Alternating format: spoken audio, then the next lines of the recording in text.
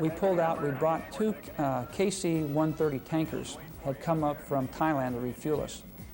Because Major Thacker's bird had been hit and part of his fuel system was damaged so that he couldn't transfer fuel and he was losing fuel, he had to get immediate refueling. So they brought two tankers in to refuel us, one for him and one for myself.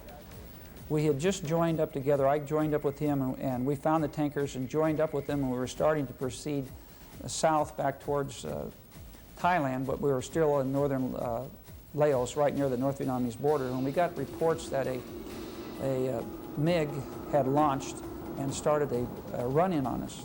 When we first got the reports,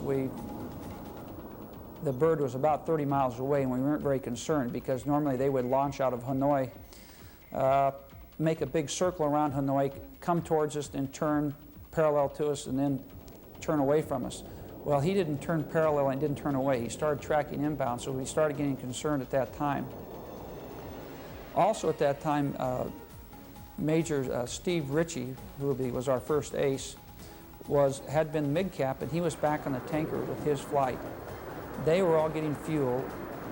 He just heard the radio calls and started back for us, but he was an awful long ways away. When the birds were about 11 miles, the MiG was about 11 miles away from us, right behind us, we started talking to the tankers about taking evasive action. And finally, when it was 6 miles away and it was closing on us, of course, at that time, we were flying at about 110 knots in our refueling positions, one of us on each side of one of us on each tanker. The MiG's probably closing in on us at 500 or 600 miles an hour.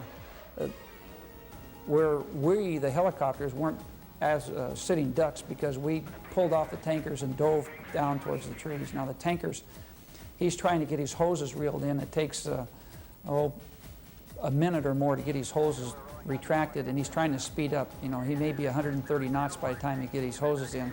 So the two tankers were virtually sitting ducks. Steve Ritchie knew that he was not going to get there in time to intercept the MiG. And I probably believe that the North Vietnamese were monitoring, the conversations that were going on.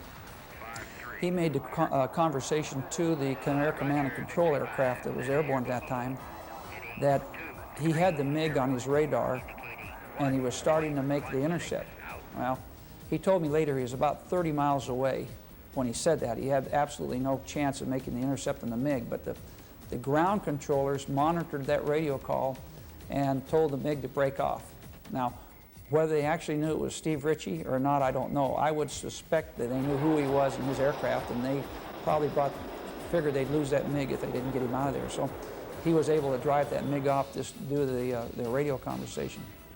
After Steve Ritchie came in and made a kind of a victory roll around the formation after the MiG had run off, and he said, "I'm low on fuel myself. I don't think I'm going to get back to Thailand." And I said, "Well, I'd be good. I could, just tell us where you are and we'll get you as another customer. And, you can pay up at the bar."